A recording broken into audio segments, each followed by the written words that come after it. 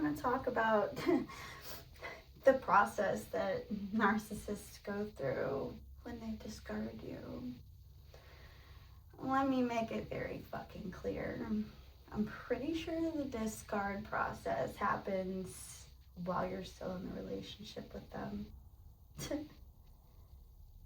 You ever notice when you, the empath, you point out something that, you know, basically disrupts the whole illusion and facade of the image they created for you to keep you stuck in a loop of dangling carrots right in front of your fucking face, thinking that things are gonna change when no, they never were gonna change. They just wanted to keep dangling the carrot in front of you. But the relationship changed the moment that you called that out. And then they'll do cute little loving acts that breadcrumb you and, make you feel like there's hope because you're an empath. You believe in people. You believe and see the good in people. And the longer you stay, the harder the illusion is to break.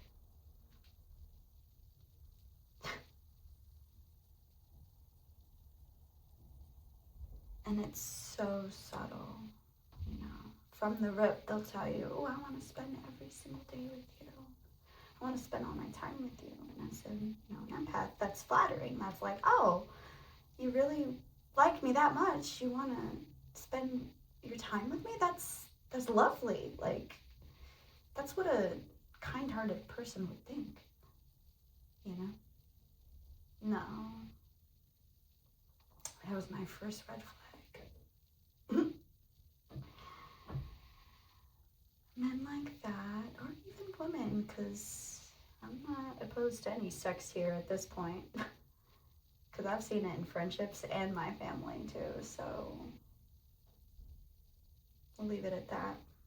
If the shoe fits, fucking wear it proudly. Just don't sit at my table. Anyways,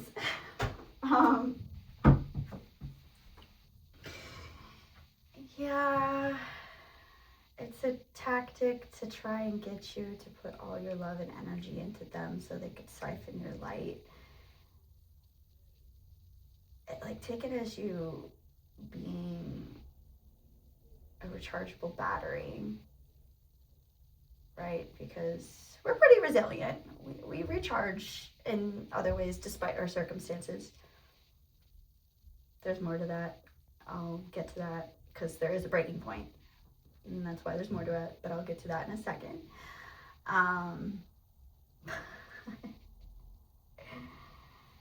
That's the point. They want to get you to keep looping and accepting, keep breadcrumbing you, keep giving you false hope, keep push-pulling you. It's like shaking you, then kissing you, shaking you, then fucking kissing you. It's like torture and love at the same time. Then at some point it turns into an addiction, because that's what it is, A lot of us have a strong desire and need for love, and it can get addicting if it's weaponized without you knowing, because it's so subtle. But another red flag is when your body is literally telling you that something's off, but you decide to be like, no, it's just this, or make excuses for them. That is you sabotaging yourself and basically allowing sin, or whatever you want to call it, destruction and bad behaviors to happen. Because when you're being led by, especially a man, it's a man, I'm speaking in man and woman dynamic, obviously me being the woman.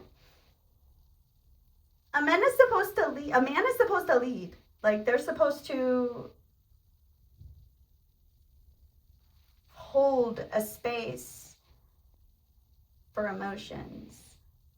And I'll get all to that in a minute too. But if a man does not have the capacity or space to hold emotions for his woman, or the women in his life, his mother, his sister, whatever,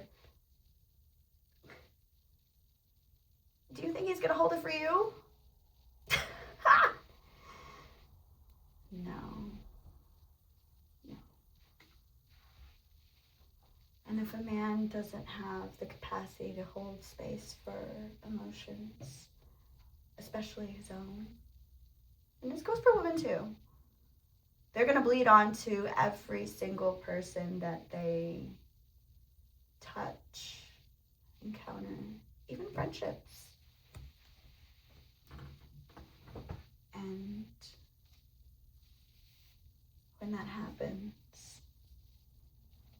they don't understand psychologically how to get out of that hell loop because they're constantly searching for the next distraction, the next validation, the next supply, something that constantly allows them to escape them from facing the shadow work because they're too cowardly to do that work. In other words, that's why you'll see the same pattern in this person of them jumping from relationship to relationship instead of taking time for themselves to heal and actually attract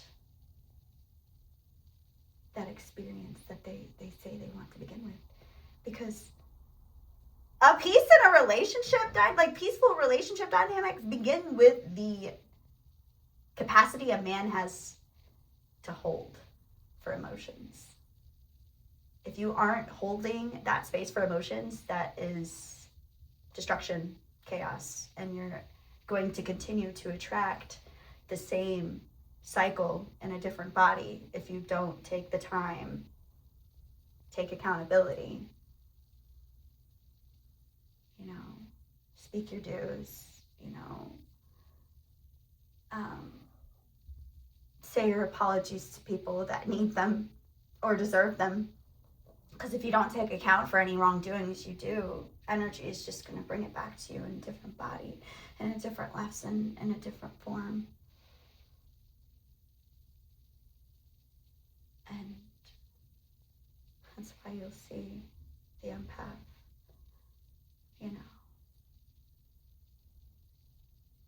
step back, let the universe do what it's supposed to do. And then, out of nowhere, something changes, something shifts. The rug's fucking pulled from underneath your feet. You had no idea. That is God's wrath. That's the scales balancing. That's justice in tarot terms. You cannot escape from your integrity. Because what you do when no one's looking is what eventually faces you in the mirror.